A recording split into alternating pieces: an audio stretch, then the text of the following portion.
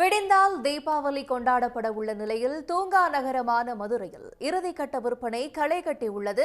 கூடுதல் தகவல்களோடு நேரலையில் இணைகிறார் நமது செய்தியாளர் ரஃபீக் ராஜா.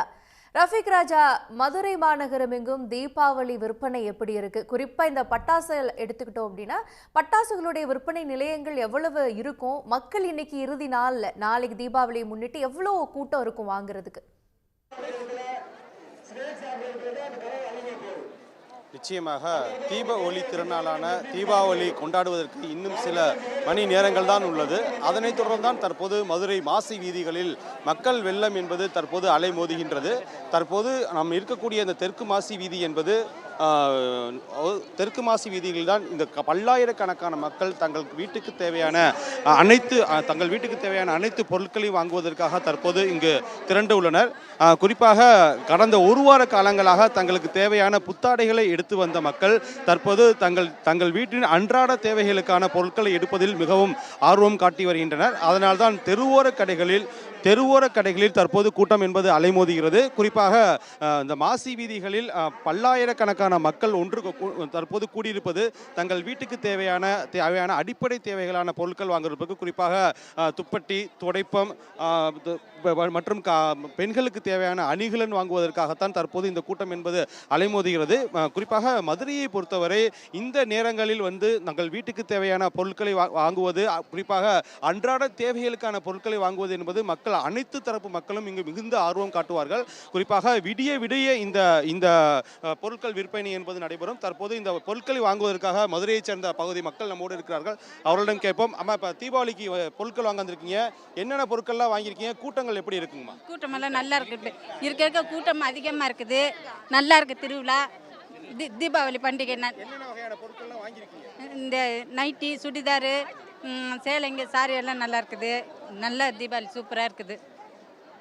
நீங்கள் இப்போ எப்படி கூட்டத்தை எப்படி இது பண்ணுறீங்க? இவ்வளோ கூட்ட நெரிசல்களில் வாங்குறது உங்களுக்கு சங்கடமாக தெரியலையா? இல்லை, நான் தெரியல. ரொம்ப சந்தோஷமாக இருக்குது. சித்திரை திருவிழாவோட ரொம்ப கூட்டமாக இருக்குது. என்னென்ன பொருட்கள்லாம் வாங்கியிருக்கீங்க? இப்போ தெருவோர கடைகளில் வியாபாரங்கள் எப்படி இருக்குது? ரொம்ப ஜேன்னு இருக்குது. சூப்பராக இருக்குண்ணா.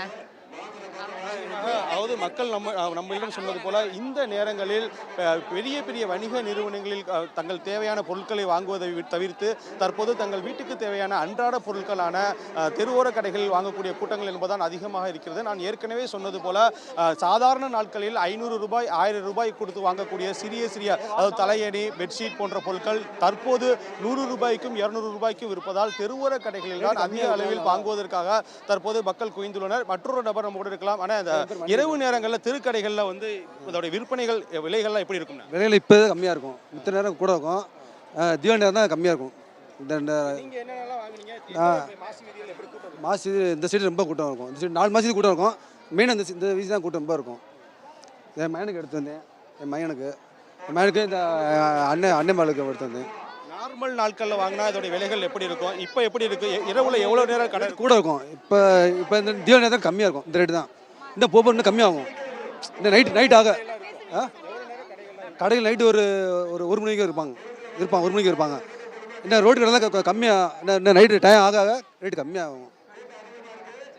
மற்றொரு நபரிடம் நம்ம அதுதான் தெரிவித்தார். குறிப்பாக கடந்த 2-3 நாட்களாக தங்களுக்கு தேவையான புத்தாடைகள், இனிப்பு பலகாரங்கள், பர்னிச்சர்கள் போன்ற வகையில் ஆர்வம் காட்டிய மக்கள் தற்போது இரவு இறுதி நேர கட்ட வியாபாரமான இந்த தெருவோர கடைகளுக்கு சென்று தங்களுக்கு தேவையான பொருட்களை வாங்கி வருகின்றனர். குறிப்பாக மதுரை என்பது தூங்கா நகரமாகத்தான் அனைவராலும் அழைக்கப்பட்டு வரும். அதே போல இன்றைய இரவு என்பது அதிகாலை 2 மணி 3 மணி வரை இந்த மாசி வீதிகள் என்பது மக்கள் நிறைந்தே காணப்படும். இதற்காக மாவட்ட நிர்வாகமும் பல்வேறு முன்னேற்பாடுகளை செய்திருந்தது. அதே போல காவல்துறை தரப்பிலும் கிட்டத்தட்ட 500க்கும் மேற்பட்ட காவலர்கள் தற்போது பாதுகாப்பு பணியில் ஈடுபடுகின்றனர். குறிப்பாக இந்த மாசி வீதிகளை சுற்றிலும் போக்குவரத்து என்பது முற்றிலும் தடை செய்யப்பட்டுள்ளது. அதே போல போக்குவரத்து காவலர்கள் 100க்கும் மேற்பட்ட காவலர்கள் வரக்கூடிய இருசக்கர வாகனங்களை தங்களது கட்டுப்பாட்டுக்குள் வைத்து மக்கள் எந்த விதத்திலும் பாதிக்கப்பட்டு விடக்கூடாது.